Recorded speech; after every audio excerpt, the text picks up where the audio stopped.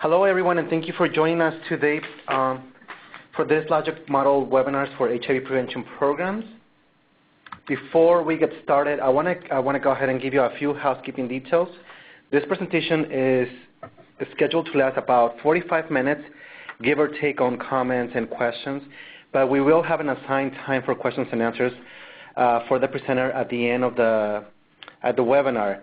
One thing that I'm going to ask to facilitate the process or to make it easier on everybody, as you notice, we have muted everyone, but please use the chat feature on your left side of the screen to ask any questions. So just go ahead and type any questions that might come up during the presentation, and I will be saving those questions to the end of the presentation.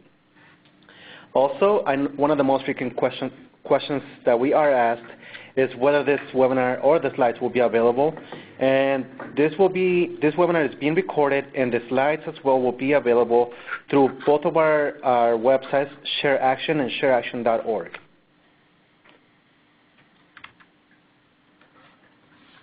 And just to tell you a little bit about who we are, our programs are funded by the Centers for Disease Control to provide free trainings and one-on-one technical assistance for health departments as well as community-based organizations. Some of the broad areas that we have are evidence-based interventions and public health strategies, such as CRCS, testing, and so forth. Also, all the activities that you need in order to monitor and evaluate your programs, as well as any supportive organizational infrastructure and the program sustainability. So basically any type of assistance that you might need to enhance the way that you're implementing your program or the way that you're bringing clients to your program or retaining them in your programs, we can definitely assist with that either with trainings or technical assistance. Both programs are, like I mentioned, are funded by the CDC or the Centers for Disease Control and Prevention. And it's a partnership between AIDS Project Los Angeles, who is collaborating with the Centers for HIV Identification, Prevention, and Treatment Services at UCLA.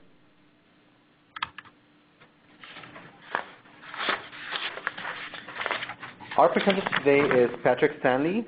He began consulting for ShareAction in January 2012.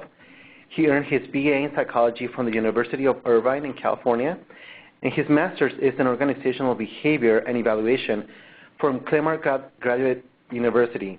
He is currently a member of the American Evaluation Association. Mr. Stanley is working with ShareAction on various projects where he's sharing his knowledge of training, organizational behavior, and evaluation theory, practice, procedures, and data analysis.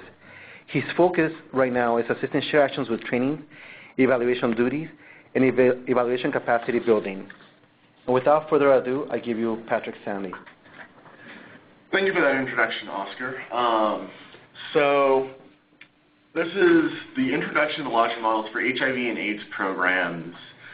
And just before we begin, I want to go over the objectives for this webinar to make sure everyone's on the same page. So our objectives are we want to increase your understanding of logic models, their purpose, and the terminology surrounding them, to better understand the process of developing a logic model for your own program, and to better understand how to properly utilize a logic model to benefit your program. So hopefully by the end of this, you'll have a good idea of what logic models are, how they're created, and how you can use them in your own programs. So this is a logic model. Logic models are defined usually as a visual layout that are designed for your program, that are designed to communicate the rationale behind your program. Logic models don't have to necessarily be designed for a program. It could be for any project that your organization is currently involved in. Logic models, typically they come in a variety of formats. Not all logic models will look like the one on the screen. And some of the words at the top of may be different. For example, resources could be called inputs in other templates you might find. You might find an additional category after outputs. There might be more outcomes.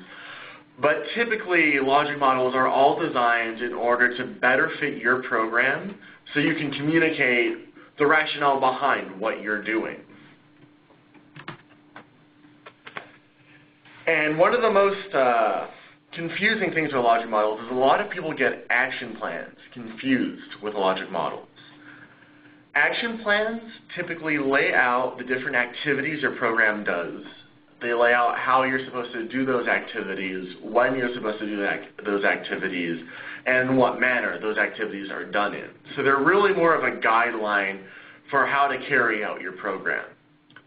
Logic models take the action plan a step further and not only list the outline of all of your activities in your program, but as I mentioned before, it lists the rationale for all of those activities. So action plans are really only concerned with the first half of a logic model, and by developing a logic model, you're not only outlining what activities you're currently involved in, but also who's currently involved in your program, what are your resources, how are all of your activities and your resources linked with your outcomes and your goals that you've set for your program. And with that said, why would we want to develop the logic model? A program needs to have logic behind it for it to be effective and for us to know that the program will have a chance of working. Many programs, for example, have all of these meetings and they add and remove activities constantly. And this creates this kind of whirlwind of change that not only makes it hard to evaluate the program's actions, because if you're changing your activities constantly, it's hard to measure exactly what your impact is. But also, it can potentially endanger the program's effectiveness if you're not really sure how all of these changes you're making to this program from all these ideas that come from these meetings, how these changes relate to your outcomes or your goals that you set for your program when you first started it. Logic models help settle the dust and create this universal definition for your program. It develops a clear idea about what your plan is, why you're doing it, and it creates an organized approach to capturing, documenting, and disseminating your program's results. One of the biggest reasons you should develop a logic model is because this creates this clear definition, this clear communication for potential funders. Funders often require a logic model to be developed for all of their grants. And because of this, if you have a really well-developed logic model, it shows to the funders that you have clearly thought out how everything your program is doing links to its outcomes, and it knows that you're committed to achieving those outcomes through the actions you specify. Really, the phrase, "a picture is worth 1,000 words," describes the logic model clearly, because you want to be able to describe your program through the logic model in a simple picture. And just from a glance at a logic model, it should be clear to your program stakeholders, to your program staff, what you're doing and how what you're doing links in to all of your outcomes. So who should be involved in creating a logic model? I'd love to say everyone, but of course if you get everyone in a single room, it tends to be hard to get all the ideas out. And the important thing to remember is when you're developing a logic model is that the logic model needs to be a holistic view of your program. When designing it, the logic model should be comprised of all of the different perspectives of the people involved in it. So for example, the program developer probably has the best understanding of how the theory of change works for your program and how all of these activities are best linked to your outcomes. Whereas your program staff, who's been out there, who's been out in the field and worked with your population, has specific knowledge about that population or different activities that you're doing and how they actually occur in the real world. So both the program developer and all of your program staff's input is really important for a logic model. And of course, an evaluator is really important because not only are they trained in developing logic models and organizing the process for developing a logic model, but they'll know how to best link your activity and your outcomes to the evaluation plan for your own program. You can keep the process to typically 3 or 4 people, or you can even involve as many people really early on in the logic model's development process. And then you can kind of limit the people as the process goes on and you need to start refining all of the ideas that's come out from the earlier sessions. So let's break down the logic model into the different parts that you've seen in the slide before. So first, typically, you have your inputs.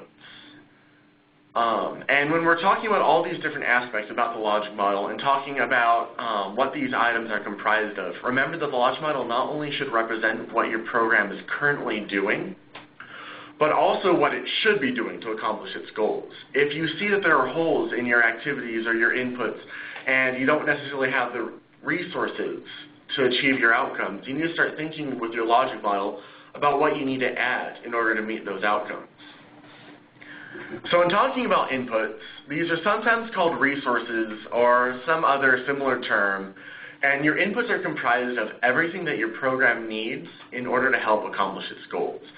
So examples of inputs could be your program staff, it could be your funding, it could be other organizations you're working with. All of these are great examples of inputs that you need to start thinking about when you start your logic model. The next category are often activities, and these are the actions that are included in your program. So everything you're doing or everything you need to be doing in order to meet your goals goes into this category. And all of your activities should directly lead to a planned outcome for your program. And this is why we're developing the logic model, is to develop this rationale for everything you're doing in your program. So as you're thinking about your activities, such as distributing condoms at local bars or posting awareness facts online to Twitter or Facebook, you should be thinking when you're thinking about these activities how they relate to your overall goals and outcomes. And some questions to think about when you're thinking about your activities are what has to happen in order to make this program successful? Or what activities will ensure that your program's goals are met? After your activities come your outputs, and these are the very immediately tangible results from your activities, and they're almost always numerical or similar to a checklist. For example, from the previous example with activities, distributing condoms at local bars, you might say that an output for that is the number of condoms you distributed at these local bars. And as I mentioned before with activities, every activity should have at least one output that's currently being measured by your program. And the output section is a great place to kind of stop and look and see what you're currently tracking. Are you actually tracking how many condoms you're distributing at the local bars, or how many Facebook posts you're making for your social groups, or how many people you're testing for your program? And if you're not measuring those when you're developing the logic model, it's time to start thinking about how you can be, because these are the immediate salient checks for your program to make sure you're delivering your intended dose of your intervention to your participants. Just like you'd want to make sure in a drug test, if your participants are receiving the exact amount of drug that you're administering, you want to make sure that you're delivering enough condoms that you've specified before to your participants. You're meeting your content schedule for posting all of your awareness facts. And some questions you want to think about for your outputs is what products are being produced by the program to help meet its goals. And again, as you can kind of see, is all of these items, all of your inputs, all of your activities, and all of your outputs link back to every other section. And it's important to think about those linkages as you develop in the logic model. After your outputs often come your outcomes. These are usually divided into at least two categories. And the first category here are your short-term outcomes. And the short-term outcomes are the immediate changes in your program's participants. And these changes could be changes in knowledge, skills, abilities, behaviors, these kinds of things. And all of these that are a direct result of your program's participants' interaction with your program. Some questions to think about for your short-term outcomes are, what are the immediate effects of this program? Or, how will we know if the program has had a positive impact? Other outcomes are your long-term outcomes, or simply impact. And these are the broader changes in your participants and community as a result of meeting all of your short-term outcomes. And these are the lofty goals that you set that seem really distant to you, but you're really always working towards these with your activities. And these are such broad things such as just increasing HIV awareness in your local community, or increasing testing rates for a local college. And sometimes you may even see more outcomes listed depending on what you're looking at for templates or other resources for logic models. And one example of these are midterm outcomes. And midterm outcomes are typically just the linkages that help make it clear how your short-term outcomes link into your long-term outcomes. And it's fine to include them or exclude them so long as you remember that your picture of your logic model, the logic model has to be a clear picture of your program, and it has to make a logical sense of, and it has to be, the logical sense has to be a clear progression from your activities, how your activities link into your outputs, how those link into your short-term outcomes, and how those link into whatever outcomes you have listed after that. And finally, as we're nearing the end of the logic model, you have your assumptions. These are what a program is assuming needs to happen or exist in order for the rest of the logic model to make sense. So some questions you might want to think about for your assumptions are, what are the principles guiding this program? Or what beliefs guide the design and implementation of the program? Or why does this program exist? For example, if you have a social media campaign that's really heavily involved in all of the social media sites such as Facebook and Twitter in order to spread your message of awareness out to your community, one of your assumptions for that program would be that your participants are currently engaged in all of those social media sites such as Facebook and Twitter. And these are important assumptions to think about. For example, I've seen with some of these programs where certain colleges tend to be more inclined towards Twitter than they are Facebook, or they're more inclined to think for more one social site for another. Or if you're passing out condoms at a local bar, they might be more inclined to meet at a certain bar than others. And these are the assumptions you want to look at for your program. And finally, you have the external factors. And the external factors are that everything beyond the program that could possibly influence it. So these are events in your community, events globally that are occurring that might possibly influence the program's design, implementation, or your outcomes. So now that we understand the different components of a logic model, let's start to think about how the logic model itself is developed.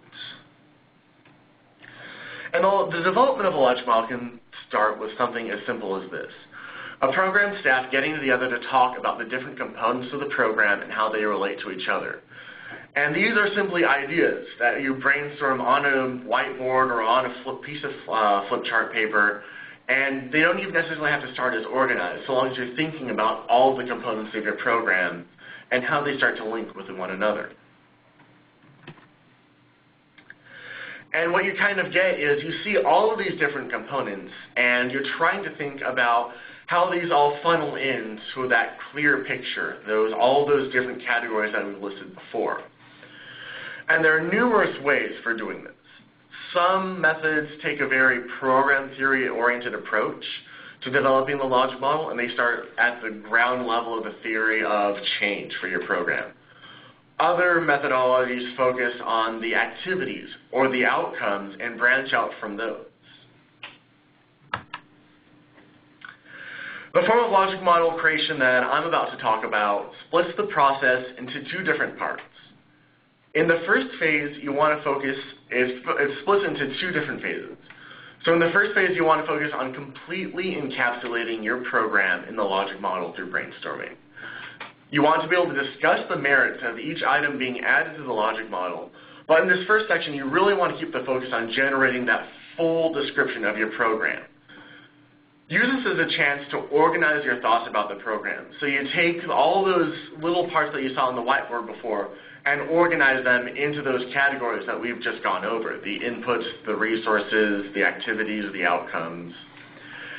And oftentimes, it helps to have more people involved in this first session than in the second session in order to make sure you're not leaving anything out of the logic model. Because as we discussed before, everyone has this different perspective of your program. And especially if your program has been existing for a while, every single member of your program staff is involved in your program differently, and they might have a different perspective, or they might know things about your program that might not have been aired previously. And it's important to get all these little nuances out in this first phase.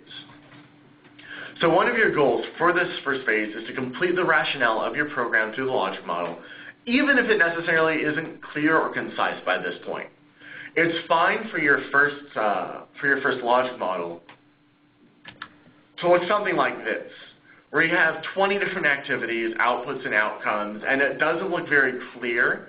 But if you look into it, if you look into each of these different aspects, everyone from that first session is sure that this really encapsulates your program, and this represents your program. And that's fine, because it's in the second phase is what you want to talk about, taking what was created in the first phase and refining it. You want to, in this second phase, you want to create the finalized product that isn't really detailed to the most minute of items. You wouldn't want to have 20 different activities, but you'd want to have a small handful of activities that represents your entire program. And in the second phase, you often do it in one of two ways.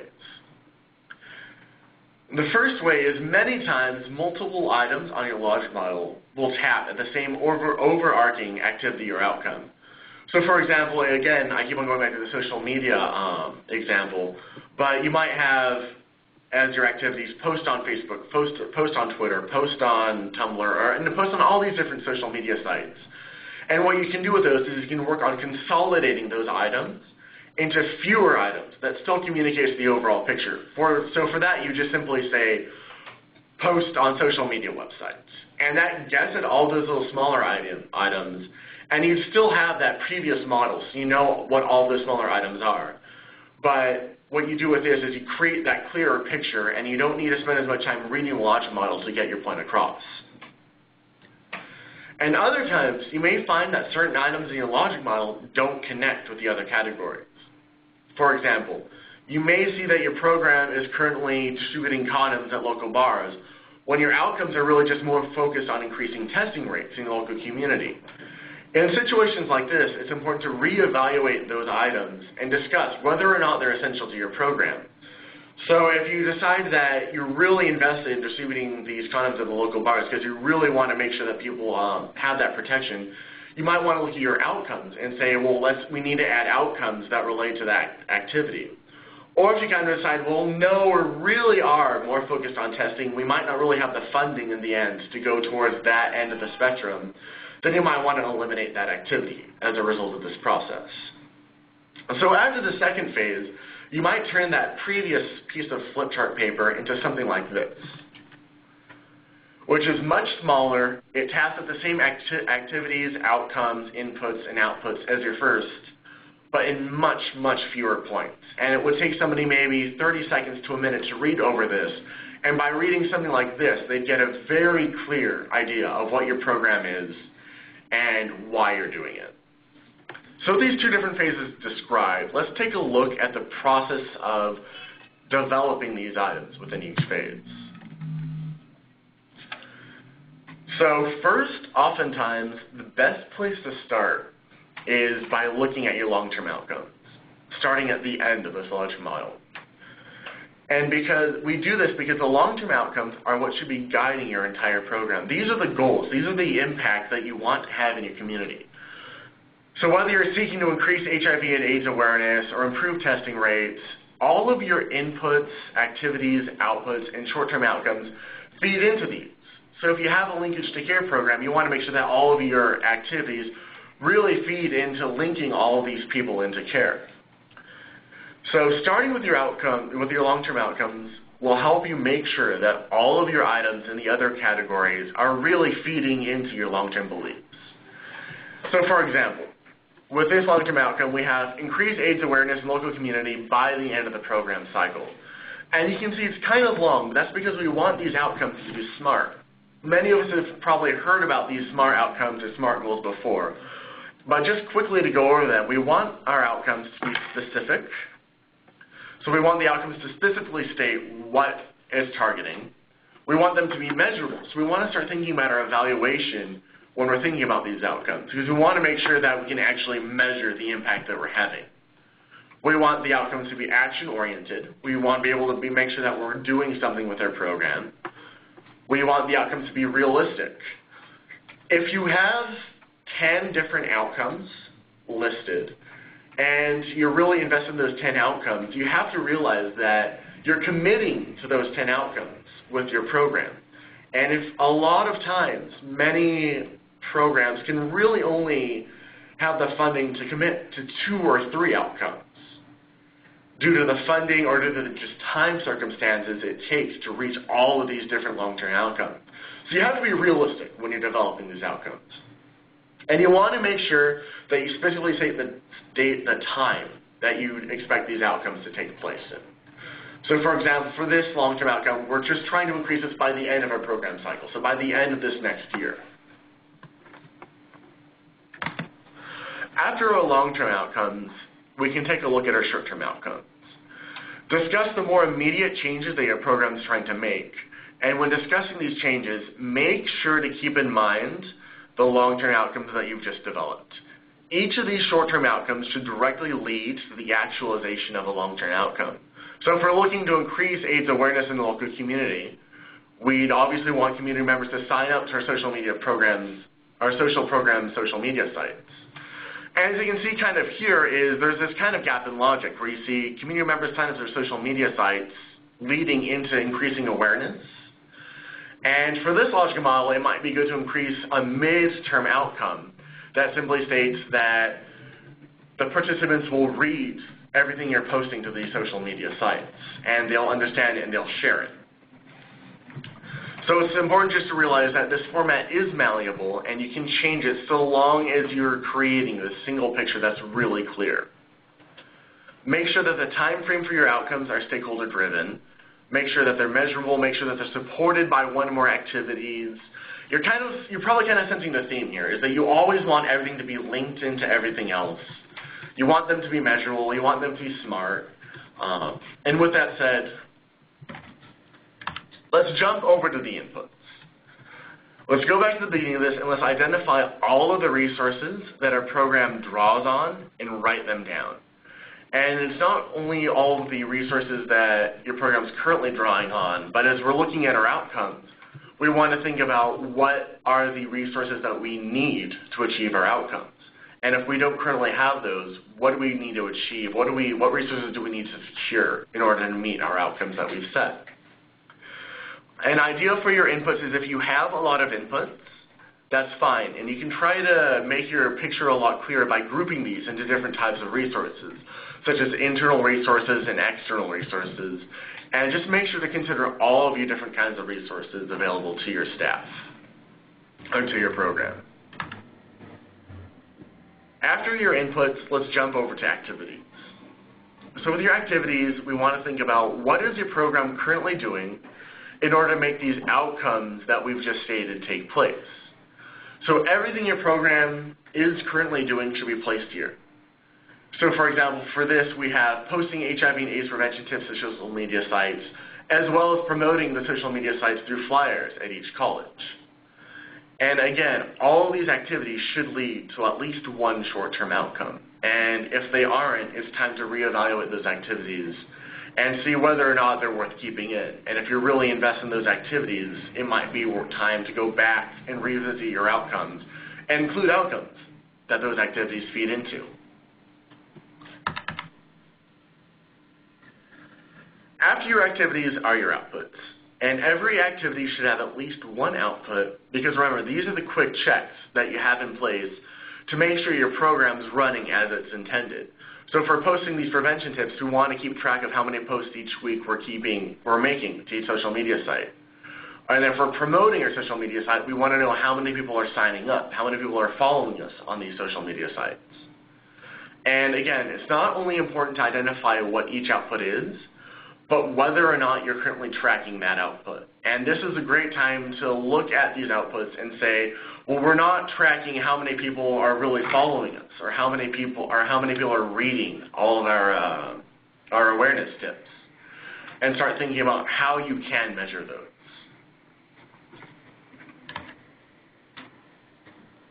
So after we finish the top part of the model, let's visit our assumptions.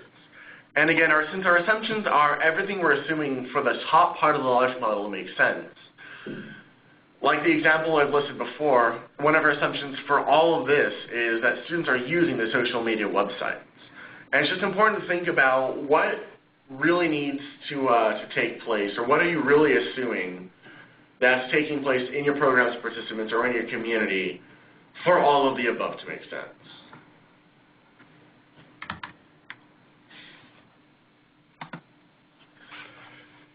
And after your assumptions are your external factors. So again, think about what are these different external factors that are happening in the world that really are working on making the top part of the logic model make sense. So for example, an external factor for this is that students have to have reliable access to the internet. It wouldn't make much sense to do a social media campaign in a very rural area where internet access isn't that available, or not a lot of people even use the internet. So that's just something important to have on your logic model so it's thought about as you're developing everything else. And finally, after you have all the items down, you want to create the links. And you've been thinking about them the entire time you've been creating this logic model. So it shouldn't be too hard, but you want to be able to build the connection between your resources, between your activities, between your outputs, and between the target population to the short-term goals, which eventually build up to lead to those long-term outcomes. So you should be able to see from any of your activities how they link across the way into your long-term outcomes. If you find that you aren't able to visit or able to link certain activities to your outcomes, as mentioned earlier, it might be time to reevaluate those activities, as we've said before. On the other hand, if you have outcomes that don't look like they're being supported by enough inputs or activities, then you might need to include more activities in your program to really meet those outcomes by the time you specified. Okay. So after you go through the first phase and you develop your logic model, and then you go through your second phase, probably with only a small handful of people, and you're really working at refining that logic model into that smaller picture that's a lot clearer, you want to think about how you can use this logic model. And the worst thing that can happen, and that often happens in programs, is that they put all these resources, they put all this effort into developing a really good logic model, and it sits in a binder somewhere in their office, and nobody visits it, nobody really looks at it, and it's not utilized properly. And one of the first things you want to think about with a logic model is, just like your program, the logic model needs to be organic. It needs to be constantly reviewed and revised as you look at your own program and you revise it. So as you're adding or removing program components and you have your meetings and you're talking about what you need to start doing in order to really meet your outcomes, it's important to have your logic model on hand. So every time you think about adding a new activity or even removing an activity that you're currently doing, you can look and you can see, well, if we remove this activity, then we're not going to meet one of our long-term outcomes, or our short-term outcomes aren't going to be supported enough. And you can use the logic model to frame those discussions in order to better support your program. It's also important to use your logic model to communicate your program, not only to your program staff, but also to potential stakeholders, to potential funders, because this logic model really is worth 1,000 words. With one look at this logic model, anyone should have this clear idea about your program and a clear understanding of it. And oftentimes, it's seen where your own program staff don't really have a clear idea of why they're going out and doing these surveys, or why they're going out to the end doing these events, and how they really relate to these long-term outcomes or these short-term outcomes, or just the goals, the mission statement that you've set for your program staff. And by communicating this logic model with them, you can help them better understand their own process and give them a better sense of purpose. And finally, in utilizing a logic model, you can also help develop your own evaluation with it. And this quote really, really emphasizes it, and the quote says, "The bane of evaluation is a poorly designed program," and the logic model is really the cornerstone of that program. Because with a logic model, you can communicate to your evaluator what your program is, how everything's supposedly linked, and it should be immediately visible how you can measure each of these different outcomes or measure each of these activities through your outputs. And in planning your evaluation, you should really work closely with your evaluator to develop the logic model. And if you don't have an evaluator available to your program, you can look for technical assistance, such as through Shared Action or other organizations, and get that assistance. The evaluator's assistance is really important, not only for developing the logic model, but for developing the evaluation plan based off of it.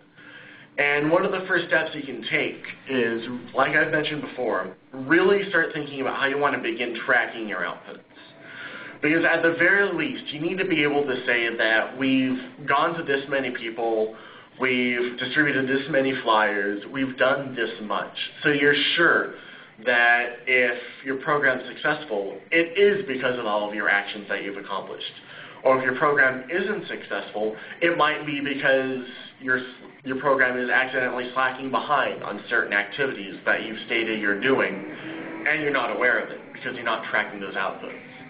So again, the first steps should always be begin tracking your outputs, and then you can start jumping to the evaluation design, how you want to start measuring your outcomes, how you want to start additionally tracking your activities, and just reviewing your activities and assessing if you've met those outcomes.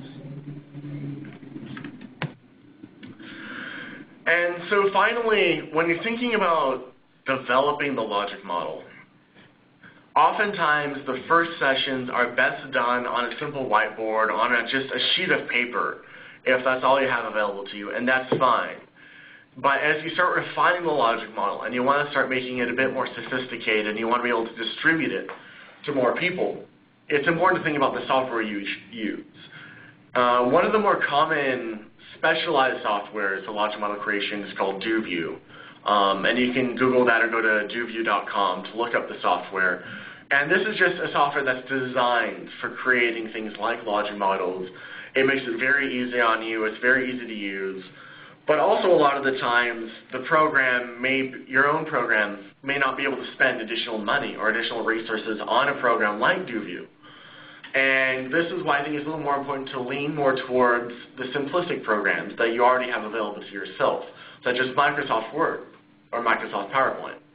And as you've seen before, we made just decent-looking logic models using a simple PowerPoint presentation, and it doesn't need to be a specialized program. And the important benefits of using something like PowerPoint is that anyone can edit it. You don't have to have it locked onto one computer where only one person has access to the logic model. Anyone can go onto your communal network drives, open it up, and take a look at it. And also, I mean, it's like I mentioned before, it's cheap. You probably have access to it already. You don't need to go out and secure additional resources or funding to get the program. And it's just important to realize that the free options are sometimes just the best options. And with that said, this was just an overview of logic models, a very quick run-through. Shared Action offers a half-day logic model training session that you can give to your own program staff in order to help better understand the logic model creation process. We have technical bulletins posted online on our website on logic model creation that have a lot of this information on them. These webinar slides will be available to you online, as well as if you need more one-on-one assistance, a technical assistance with evaluating your program or developing your program's logic model, you can contact us at Shared Action, and the information will be discussed in a tiny bit about how you can contact us, and we're available for those resources as well. Thank you, Patrick, for this presentation. I think it's going to be very practical for a lot of the participants who are in today's webinar. I just wanted to mention a few things before we get into the question and answer. Remember that if you have any questions, to use the chat feature so that I can pose these questions to Patrick. Just a few announcements. On August 8th, we're going to be relaunching our blog forum. This is something where we capture information in a way that is more practical for you. We're looking forward to having a lot of you perhaps participate by writing some of the blogs. One example could be how you're utilizing the information that you acquire from this webinar, how you're actually applying this to your own programs. We invite you, you're probably going to get an invitation from us, but we invite you to look for this information on our website as well. One thing that Patrick was mentioning was our educational materials. This is something that you can find in our websites. Our newest materials, one of them, if you remember, we just had a webinar about this not too long ago. It was regarding the evaluation terminology, just so that all of us have a basic understanding of what is the common terminology used in evaluation. And the other one is program marketing. All of us have been involved at some point in marketing our programs for different reasons. And this is a very practical approach that you can use, or you can suggest to CBOs, if you're a health department that you're funding, on how to create their marketing components. And one more thing, I wanted to take a moment to especially thank those who are coming back to the webinars for all of your feedback that you have given us in your surveys that we sent after the webinar. Some of the topics that we have been able to identify, thanks through our topics that you want to see in coming up in webinars are prevention for positive, drug and alcohol issues in HIV, empowering MSM to change behaviors, the superinfection, harm reduction strategies, and those are some of the topics that you can look forward in upcoming webinars in the fall. As far as our upcoming webinars, we have 2 upcoming webinars. One of them is the Linkage to Care webinar, and you got the information on the previous flyer, but we'll be sending this information out again. And this will be taking place on August 16 at 11 o'clock Pacific Standard Time or 2 o'clock Eastern Standard Time. So with that said, those are all the announcements that I have. I encourage you to use the chat feature to ask any questions you might have regarding the logic model topic. And to start with, I do have a few questions that came in, Patrick. One of them, you start talking about logic models, and the question is, when is a good time to start developing a logic model? That's a great question. Oftentimes, the best time to start a logic model is when you're creating your program. And when you have that theory of change developed for your program, it's important to have this logic model as this good cornerstone for determining what activities you need to accomplish or what activities you need to do in order to meet those goals and implement this change in your community. With that said, oftentimes this isn't the case and a logic model can get overlooked, and my response to that is the best time to start is now.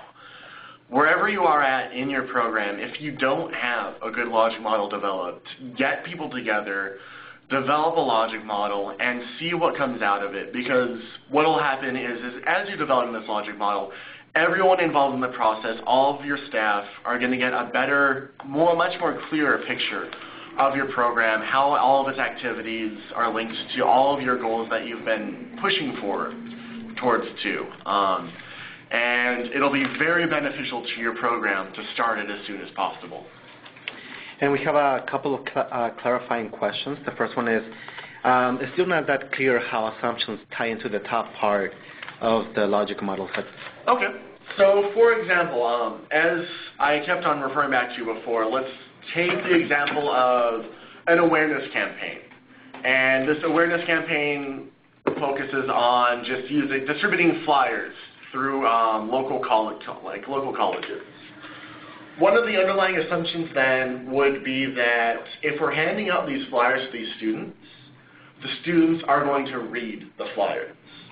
And that's a really important assumption to make. And it might just seem something like that you just innately know, like, well, of course, if they're not going to read the flyers, we're not really going to make progress towards our outcomes. But it's important to have this written down because you want to think about it as you're developing the flyers. And if you notice, if the people distributing the flyers notice that, say, for example, that the second they hand out the flyer, it goes in the trash can 2 feet away, it might be time to look at the flyer design. It might be time to poll the local students and see why are they throwing the flyers away? What would make them more interested in them? And that's how the assumptions really tie into the rest of the logic model. These are just kind of the underlying assumptions that you may take for granted, but are really important to think about as you're developing your programming, as you're developing your activities. Thank you. And the second question, a clarifying question is, a lot of people are in the middle of implementing the programs, or those who are going to be implementing programs. Where does funding fit in within the logic model? Where should it go? Inputs, external factors, what portion should funding go? Funding can be an external factor. It's definitely an input. It's definitely a resource that's available to you. And when you put something like funding down, you want to be able to identify, well, these are the different contracts we have. These are the different sources of funding we have. These are when they're going to run out. These are when our program cycles are ending and when our funding cycles are ending.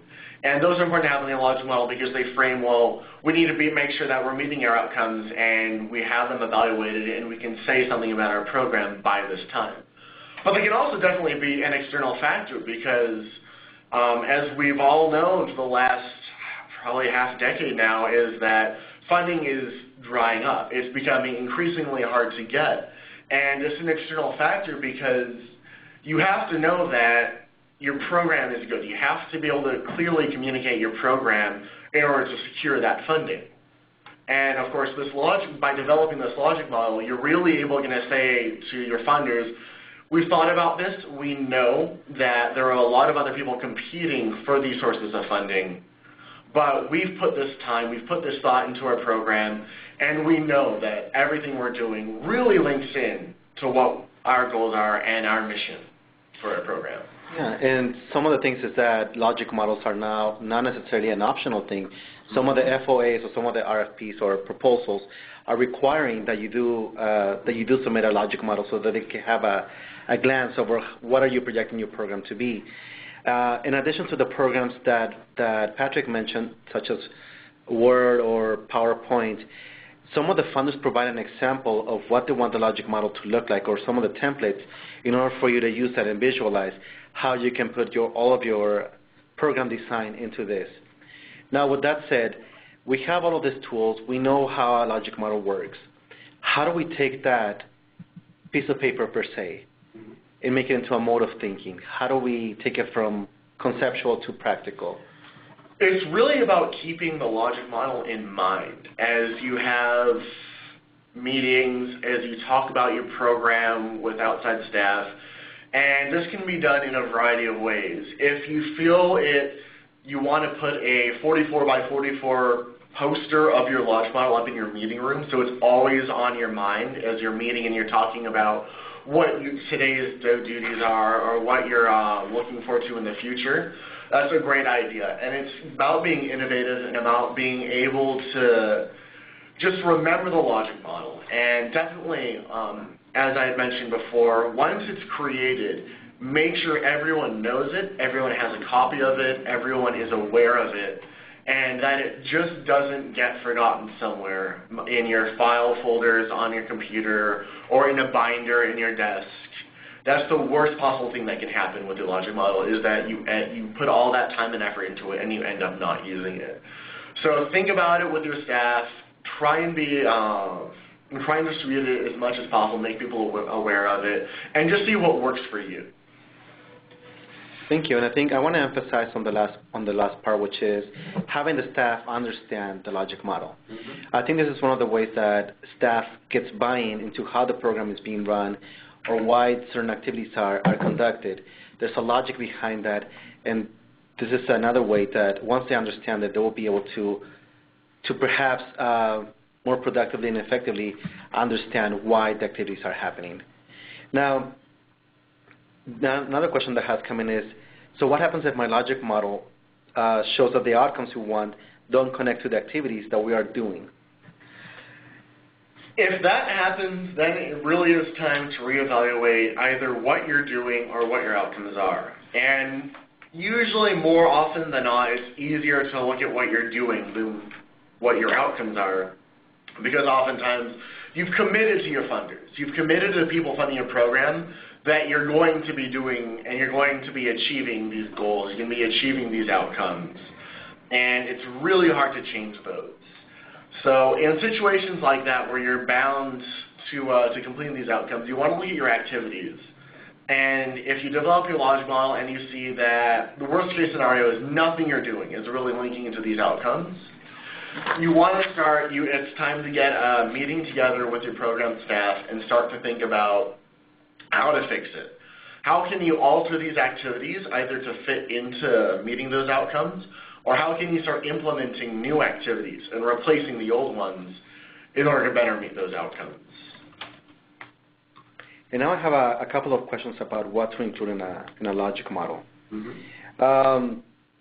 Do we have to include specific numbers to achieve in a logic model? It's better often than not. So if, for example, you mean by including numbers that you, pardon me.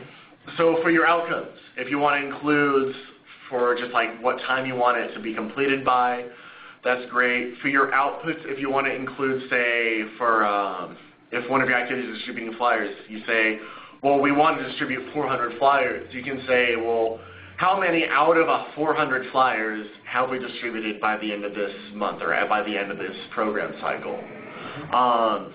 It's always important, though, to balance the design of your logic model with the amount of information you put into it. So if your if your logic model is very light and you can fit in all of those numbers, all those expectations, and you can make it look good, great, go in and go ahead and do it.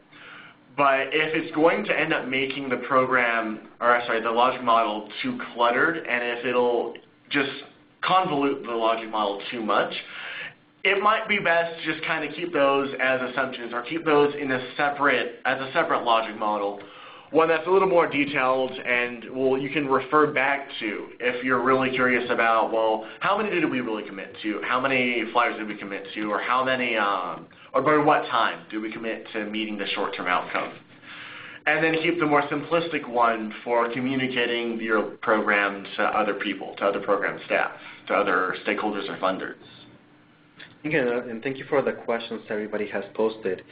Before I go and ask the following two questions, I want to remind our participants that at any point, whether it is developing, whether it is reviewing, whether it is you need assistance in understanding and reviewing what a logic model is, you can always contact us for our services, which are free, and we can talk to you about how to request our services.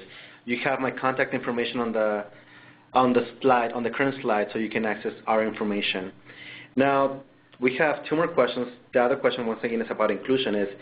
Do I need to put my evaluation activities into the logic model along with programmatic activities, or should that be a separate logic model? It doesn't. Your evaluation activities will feed into your evaluation plan and your evaluation design, and they don't necessarily go into your logic model. The logic model more focuses on what your program is and what your program is currently doing. And the evaluation supplements that through a separate document or through a separate chart or however your evaluation team wants to plot it out. But limit your logic model to simply what your program is currently doing and what it's currently involved in, or what it needs to be involved in order to meet your outcomes. Okay, and are there any limitations in using a logic model? No, not really. I mean, the limitations of using the logic model are simply how often you intend to use it, or just how aware you make people of it. The logic model, like I said, is can be a cornerstone for your program. It can be a great foundation for supplementing it with another program, supplementing your current outcomes with other activities. And so, no, I really wouldn't say there aren't any limitations for using the logic model. Use it as you see fit and use it as you need in order to help better communicate your program and better run your own program. And as I mentioned, if you have any needs in us reviewing your logic model, or you would like assistance with it, please by any means do contact us. I believe that was the last question. I'm going to give one more minute for any pending questions that you all might have. I want to remind you that this webinar has been recorded and will be posted on our websites, www.shareaction.org and www.shareactionhd.org. And I also want to encourage you to participate in the blog forums, which should be launched by August 8th with numerous topics such as this one. So Since there are no more questions, I want to thank all of you for participating today, and we hope to see you next time in our next webinar. Thank you, everybody.